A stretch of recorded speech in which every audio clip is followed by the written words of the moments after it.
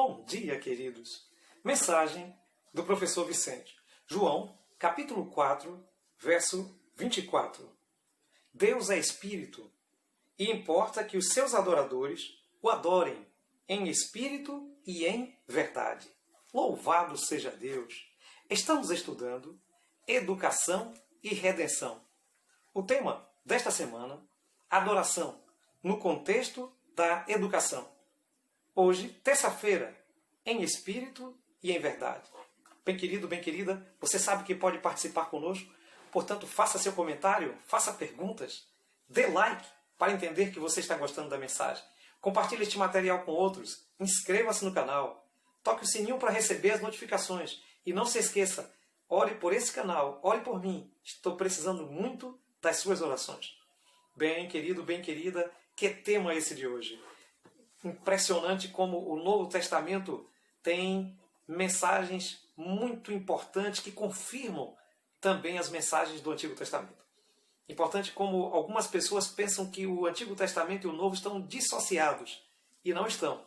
O Novo Testamento é a continuação do Antigo. E o Antigo Testamento é o início do Novo Testamento. Tudo testemunha de um Deus maravilhoso que quer nos salvar. Bem, querido, bem querida, o capítulo 4 aqui, então, a partir dos versículos que acabamos de ler, 19, 20, podemos dizer a partir do versículo 7, nós encontramos a história de Jesus, que se encontrou com uma mulher de Samaria. E conhecemos a história muito falada pelos pregadores do Evangelho. Essa mulher de Samaria, ela foi buscar água ao meio-dia porque queria se esconder, porque ela tinha uma vida que não era uma vida considerada correta para os padrões daquele tempo, daquele lugar e daquelas leis. E então, o que ocorreu foi que Jesus foi até aquele lugar e então sentou-se ali no poço de Jacó e ela veio para pegar água. E Jesus pediu água àquela mulher. E nós conhecemos a história, houve ali então um diálogo entre Jesus e a mulher. E ela disse, olha, você está me pedindo água, mas eu sou de Samaria, você, os samaritanos e judeus não se falam?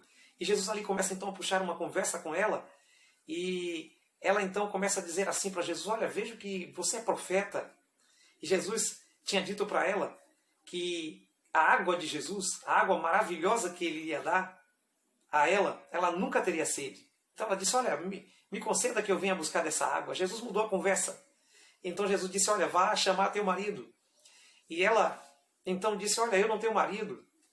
E Jesus disse, olha, você disse bem, porque você tivesse 7 maridos e esse que tem agora não é de fato o seu marido oficialmente falando. E ela então ficou impressionada com aquilo e disse, olha, vejo que o senhor é profeta, nossos pais disseram que é no monte que se deve adorar, mas vocês judeus dizem que é em Jerusalém, qual é o lugar certo da adoração? E começou então aquela discussão sobre adoração. E Jesus então olhando para ela, diz assim, mulher, nós adoramos o que conhecemos. Jesus estava falando sobre o legado dos judeus. Os judeus receberam o legado de Moisés, eles eram portadores dos oráculos sagrados, das escrituras sagradas, e eles sabiam de fato que Jerusalém era o lugar da adoração. Entretanto, a mulher entrou numa discussão da qual Jesus queria mostrar para ela que mais importante que o lugar da adoração era a nossa postura diante do Deus, a nossa postura diante de nosso Deus na hora da oração. E Jesus diz assim, olha mulher, nós adoramos o que conhecemos, porque nós recebemos então o legado, né? O legado dos judeus.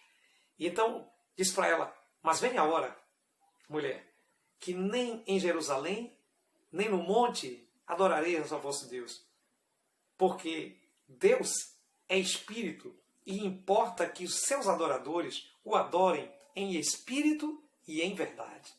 E aquele foi um diálogo muito interessante que Jesus teve com aquela mulher, um diálogo muito demorado e que resultou ali na salvação que veio não só para aquela casa, para aquela mulher, para aquela família, mas veio salvação para toda a Samaria por causa daquela conversa que Jesus teve com aquela mulher. É interessante que a comentarista Ellen White, ela diz no livro Desejado de Todas as Nações que com nenhum rei, com nenhum sacerdote, com nenhum escriba, com nenhum doutor da lei, Jesus teve um raciocínio tão complexo e demorou tanto em sua explicação, em sua explanação do reino de Deus, como aconteceu com aquela mulher. Bem querido, bem querida, em espírito e em verdade. Jesus deu para aquela mulher uma lição muito importante que deveria servir para ela e para a sua geração e para todas as gerações posteriores. Jesus estava falando que Deus, ele se importa com o lugar da adoração.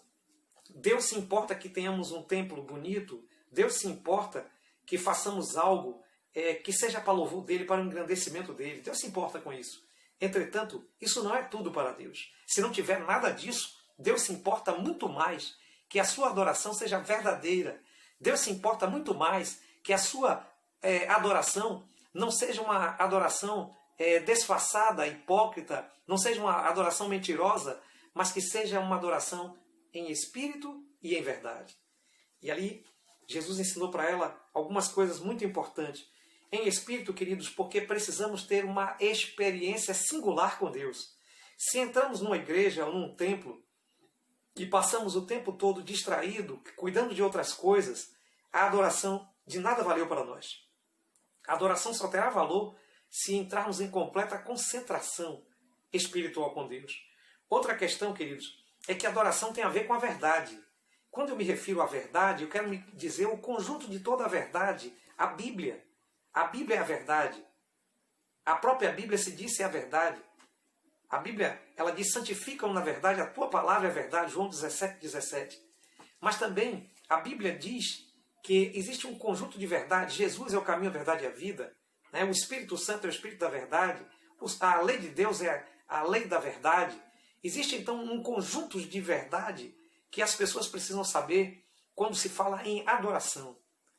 Deus não é qualquer Deus. E Ele não quer ser adorado de qualquer jeito. Ele não quer ser adorado segundo a minha vontade, segundo os meus padrões. Ele quer ser adorado segundo o padrão dele. Então Deus é espírito e importa que os seus verdadeiros adoradores o adorem em espírito. Não importa que você tenha dificuldade de chegar até o templo. Você pode adorar a Deus em sua casa. Você pode adorar a Deus com pensamento elevado a Deus, fazendo qualquer outra coisa, mas contanto que haja reverência, contanto que isso seja verdadeiro, seja o sentido do seu coração. Mas a mensagem vai mais longe que isso.